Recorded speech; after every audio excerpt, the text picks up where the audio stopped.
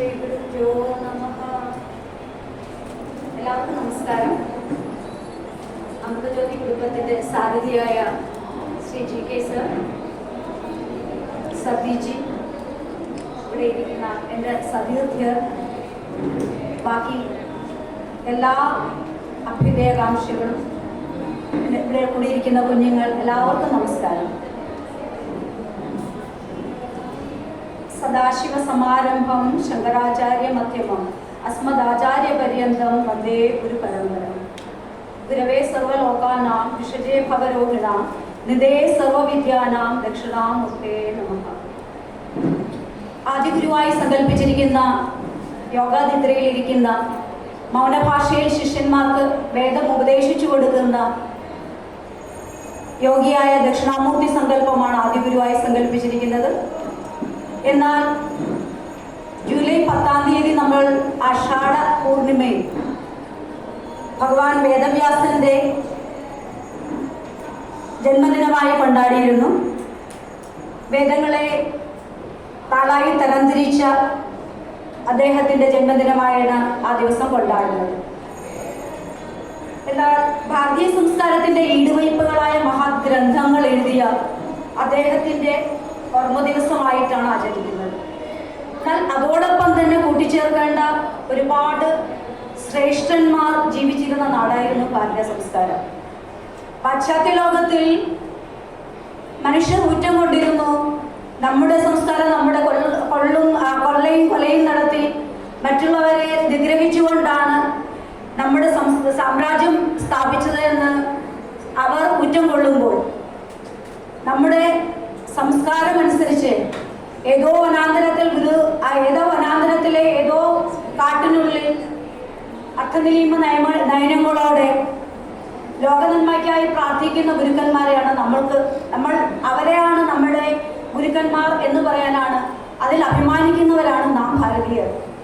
അതുകൊണ്ട് തന്നെ അതിനോടൊപ്പം ചേർത്ത് വയ്ക്കാവുന്ന ഒരുപാട് ആധ്യാത്മ ഗുരുക്കന്മാരുടെ കൂടി ഓർമ്മ ഇന്ന് ഞാൻ പുതുക്കാൻ ആഗ്രഹിക്കുന്നു. അതിൽ ഏറ്റവും അതിലെ ഭഗവത്ഗീത എന്ന ഗ്രന്ഥത്തെ തന്നെ ഗുരുവായി സ്വീകരിച്ചിരിക്കുന്ന ആചാര്യന്മാരാണ് നമ്മൾക്കുള്ളത്. അത് എന്തുകൊണ്ടെന്നാൽ ലോകമെമ്പാടുമുള്ള ജീവിതത്തെ നയിക്കുന്ന മഹത് ഗ്രന്ഥമാണിത്. അതിൻ്റെ ഭാഷ, അതിൻ്റെ ഭാരതത്തിലെ ഋഷീശ്വരന്മാർ, ആധ്യാത്മിക ഗുരുക്കന്മാർ, ഒരാൾ തന്റെ കർത്തവ്യം നിറവേറ്റുകയെന്നാൽ ഫലേച്ഛയില്ലാതെ അവർ അത് കാര്യങ്ങൾ നിറവേറ്റുകയും ചെയ്യുന്നു എന്ന ഭഗവത്ഗീതയുടെ മഹത്വം തന്നെയാണ്, അല്ലെങ്കിൽ ആ ആശയമാണ്, ആ തത്വമാണ് അവർ അവരുടെ ജീവിതചര്യയാക്കി മാറ്റിയിരിക്കുന്നത്. ഭഗവത്ഗീതയിലെ തന്നെ പ്രമാണങ്ങളെ അനുഷ്ഠിച്ച് ജീവിക്കുന്നവരാണ് ആ മഹാത്മാക്കൾ എല്ലാവരും തന്നെ. എല്ലാവർക്കും അറിയാവുന്ന ഏറ്റവും നല്ല എക്സാമ്പിളാണ് മഹാത്മജി. അമ്മ എന്നാണ്, മാ എന്നാണ് എപ്പോഴും ഭഗവത്ഗീതയെ പറ്റി പറഞ്ഞിരിക്കുന്നത്. അഹിംസയും അദ്ദേഹത്തിന്റെ അദ്ദേഹത്തിന്റെ ഈ സ്വാതന്ത്ര്യത്തിനു വേണ്ടിയിട്ടുള്ള പരീക്ഷണങ്ങളിൽ അദ്ദേഹം ഗുരുവായി സങ്കല്പിച്ചിരിക്കുന്നത് അദ്ദേഹം ഭഗവത്ഗീതയെ തന്നെയാണ്. അതുപോലെ തന്നെയാണ് ഗാന്ധിജിക്ക് പ്രചോദനവും വഴികാട്ടിയുമായിരുന്നു ഭഗവത്ഗീത.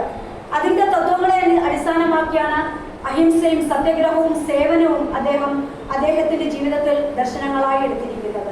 ഗീതയെപ്പറ്റി അദ്ദേഹം ഇങ്ങനെയാണ് പറയുന്നത്: എന്നെ വിഷമിപ്പിക്കുന്ന കാര്യങ്ങളിൽ ആശ്വാസവും നിരാശയിൽ സന്തോഷവും നൽകുന്നത് ഗീതയാണ്. അതേപോലെ തന്നെയാണ് അദ്ദേഹത്തെ നമുക്കറിയാം. അദ്ദേഹം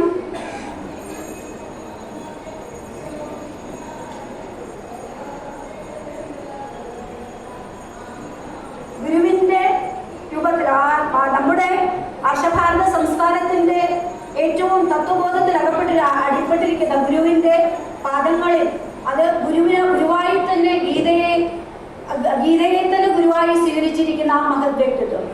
അതുപോലെ തന്നെയാണ് നമ്മുടെ അബ്ദുൽ കലാം സർ.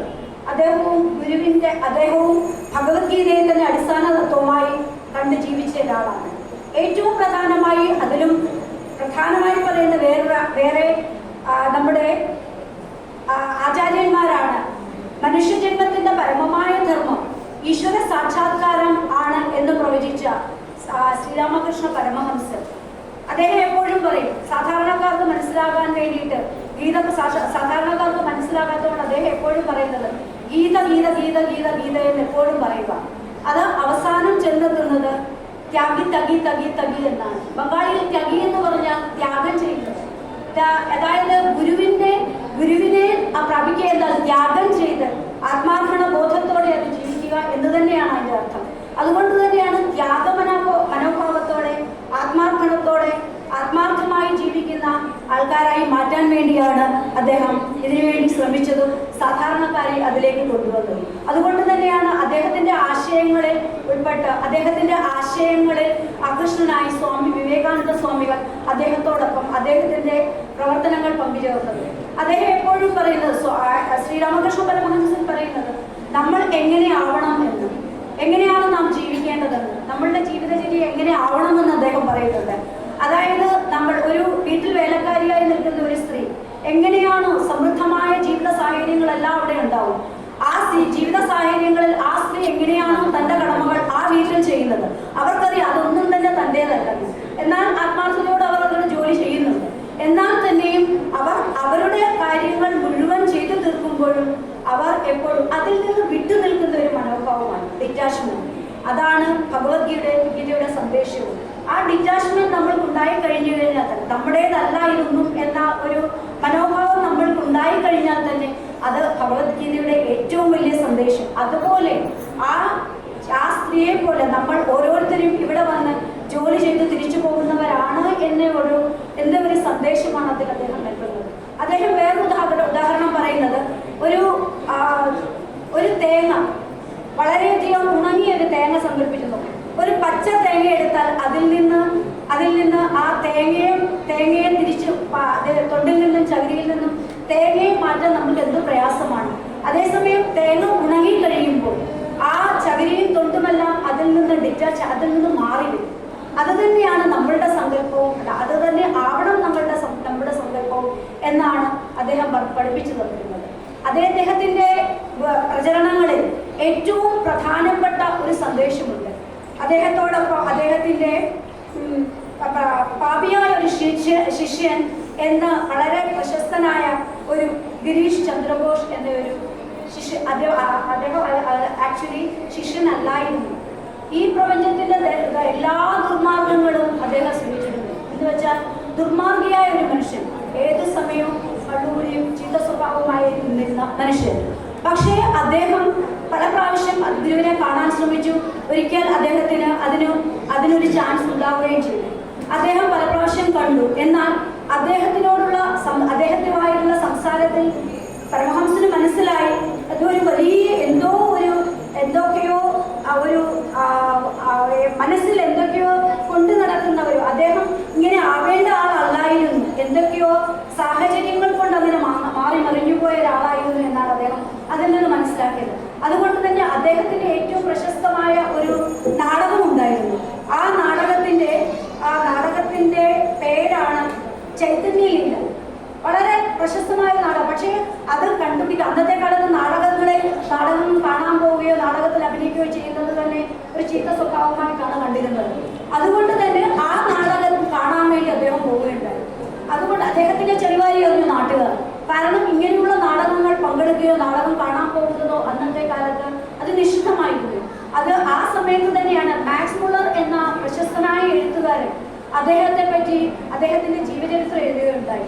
അപ്പോൾ മാക്സ് മുള്ളറിന് എതിരായിട്ടും അദ്ദേഹം ഈ സദാചാര പ്രവർത്തകർ അദ്ദേഹത്തിനെതിരായിട്ടും തിരികുകയുണ്ടായി. എന്നാൽ അദ്ദേഹം ഇതൊന്നും തന്നെ കൈക്കൊണ്ടതേയില്ല. അതേസമയം തന്നെ അദ്ദേഹം കൽക്കട്ടയിലെ കുപ്രസിദ്ധ തെരുവുകളിൽ, നിങ്ങൾക്ക് എല്ലാവർക്കും അറിയാം, ഈ ചുവന്ന തെരുവുകളിലൂടെ അദ്ദേഹം സഞ്ചരിക്കുകയും അവർക്ക് ഓരോരുത്തർക്കും ഉള്ള ബോധവൽക്കരണം നടത്തുകയും ചെയ്തിരുന്നു. അതുകൊണ്ട് തന്നെ അദ്ദേഹത്തെ മാറ്റി നിർത്തിയിരുന്നു. അതൊന്നും തന്നെ അദ്ദേഹം കൈക്കൊണ്ടില്ല. എന്നാൽ പിന്നീട് ശ്രീരാമകൃഷ്ണ പരമഹംസരുടെ ഏറ്റവും വലിയ ഒരു ഗുരുവായിട്ടാണ് അദ്ദേഹം ശ്രീരാമകൃഷ്ണ പരമഹംസരെ ഗുരുവായി തന്നെ അംഗീകരിച്ചുകൊണ്ട് ആ തത്വത്തിലേക്ക് ഇറങ്ങി വന്ന മനുഷ്യൻ തന്നെയാണ് ഈ ചന്ദ്രഘോഷ് എന്ന് പറയുന്നത്. ആ വ്യക്തിമുദ്രയിൽ അതിൽ തന്നെ ആകർഷനായിട്ടാണ് സ്വാമി വിവേകാനന്ദൻ അദ്ദേഹത്തിൽ ആകർഷനായി അദ്ദേഹത്തിലേക്ക് വന്നത്. അദ്ദേഹം എപ്പോഴും പറയും, ശ്രീരാമകൃഷ്ണൻ ദരിദ്രരിലും ദുർബലരിലും രോഗികളിലും ശിവനെ കാണുന്നവനാണ്. യഥാർത്ഥത്തിൽ ശിവൻ എന്ന് പറഞ്ഞാൽ ഭഗവാനെ കാണുന്നവൻ എന്ന അർത്ഥമാണ്. യഥാർത്ഥത്തിൽ ശിവനെ ആരാധിക്കുന്നവർ, ശിവൻ പ്രസാദിക്കുന്നത് അവരിലാണ് എന്ന് പറയുന്നു എന്ന് അദ്ദേഹത്തിലാണെന്ന് ധൈര്യപൂർവ്വം പറഞ്ഞ ആദ്യത്തെ മത നേതാവാണ് സ്വാമി വിവേകാനന്ദൻ എന്ന് പറയുന്നത്. അദ്ദേഹം പറയുന്നു, ആത്മാവിന്റെ ദിവ്യത അങ്ങനെ ചെയ്യുമ്പോൾ മനസ്സ് ശുദ്ധീകരിക്കുകയും ആത്മാവിന്റെ ദിവ്യത്വം കൂടുതൽ പ്രകാശമാനമാവുകയും ചെയ്യുന്നു എന്നാണ് അദ്ദേഹം മറ്റുള്ളവരെ പഠിപ്പിച്ചത്. ആരാധനാപരമായി സേവനം ചെയ്യുന്ന പ്രവൃത്തി ചെയ്യുന്ന ആൾക്കാർ പ്രയോജനമായ ആത്മീയ ശിക്ഷണം ചെയ്യുക എന്ന ഒരു തത്വമാണ് അദ്ദേഹം അതിൽ കണ്ടത്. അതുകൊണ്ട് തന്നെ അദ്ദേഹത്തിന്റെ ഫോളോവേഴ്സ് എല്ലാവർക്കും അറിയാവുന്നതാണ്. ലണ്ടനിൽ പോയി അദ്ദേഹം ചെയ്ത വളരെ വലിയ ഒരു ഭാഷണം, അതിൽ ആകർഷനായി അത് ഭാഷണം പ്രഭാഷണം കഴിഞ്ഞ ഉടനെ ഒരുപാട് പേർ അവരെ കൂടിയിരുന്നിട്ട് അദ്ദേഹത്തോട് ചോദിച്ചു, നിങ്ങൾ എന്തുകൊണ്ടാണ് സ്വാതന്ത്ര്യ സമരത്തിൽ മുമ്പിൽ നിന്ന് നിങ്ങൾ നയിക്കാത്തത്? അപ്പൊ അദ്ദേഹം പറഞ്ഞു, ശരി, ഞാൻ സ്വാതന്ത്ര്യ സമരത്തിൽ പങ്കെടുത്ത് നിങ്ങൾക്ക് ഞാൻ സ്വാതന്ത്ര്യം വാങ്ങിച്ചു തരാം. പക്ഷെ ആ സ്വാതന്ത്ര്യം നിങ്ങൾ എത്രത്തോളം നന്നായി അത് നിങ്ങൾ കൊണ്ടു നടക്കും എന്നൊരു അഷ്വറൻസ് നിങ്ങൾ എനിക്ക് തരും. അപ്പോൾ ഞാൻ നിങ്ങൾക്ക് ഇന്ന് തന്നെ അല്ലെങ്കിൽ നാളെ തന്നെ ഞാൻ സ്വാതന്ത്ര്യം വാങ്ങിച്ചു തരാം. അതുകൊണ്ട് തന്നെ അതോടെ ആ സദസ്സ് തന്നെ നിശ്ചലമായി എന്നാണ് പറയുന്നത്. അത്രത്തോളം ആത്മീയായ ഒരു മനുഷ്യൻ എത്രത്തോളം ലോകനന്മയ്ക്കായി പ്രവർത്തിച്ചു എന്ന് അദ്ദേഹത്തിന്റെ തത്വങ്ങൾ മനസ്സിലാക്കാൻ അതിലൂടെ പോകുമ്പോൾ നമുക്ക് മനസ്സിലാവുന്നത്. ഇതേ അർത്ഥവാക്യം തന്നെ അദ്ദേഹം അതുകൊണ്ട് തന്നെയാണ് ശ്രീരാമകൃഷ്ണ പരമഹംസരെ ഓർമ്മയ്ക്കായി സ്വാമി വിവേകാനന്ദൻ സ്ഥാപിച്ച ഒരു ധർമ്മസ്ഥാപനമുണ്ട്. കൽക്കട്ടയിലാണ്, ബംഗാളിലാണ് ഇത് സ്ഥാപിച്ചിരിക്കുന്നത്. അതിന്റെ ആപ്തവാക്യം തന്നെ ഇങ്ങനെയാണ്, ആത്മനോ മോക്ഷാർത്ഥം ജഗത് ഹിതായ ച. അതായത് സ്വന്തം മോക്ഷത്തിന് വേണ്ടി ലോക നന്മയ്ക്ക് വേണ്ടി പ്രവർത്തിക്കുക എന്ന അർത്ഥവാക്യത്തിൽ അടിയുറച്ച് വിശ്വസിക്കുന്നതാണ് അദ്ദേഹം. ഇതേ തത്വങ്ങളാണ്, ഈ തത്വങ്ങൾ തന്നെയാണ് നമ്മളുടെ മുമ്പിൽ തന്നെയുള്ള ഈ വിനോദിനി എന്നൊരു പ്രശസ്തമായ നാടകത്തിനെ പറ്റി ഇവിടെ പറയണം. അവർ വളരെയധികം നാടകങ്ങളിൽ അഭിനയിച്ചു. അതുകൊണ്ട് തന്നെ അവരെ പതിത എന്ന പേരിലാണ് ആളുകൾ കൽപ്പിച്ചത്. പതിത എന്ന് വെച്ചിരുന്ന സ്ത്രീ. അപ്പോൾ അതുകൊണ്ട് തന്നെ അദ്ദേഹം അവർ അവരുടെ ആത്മാകഥയിൽ എന്നെ പതിനയെന്ന് വിളിക്കുന്ന ലോകത്തെ ഞാൻ ശ്രദ്ധിക്കുന്നില്ല, പക്ഷേ അസഹനീയമായ കാരണം പരിശുദ്ധനായ പരമഹംസൻ എന്നെ അനുഗ്രഹിച്ചിട്ടുണ്ട്.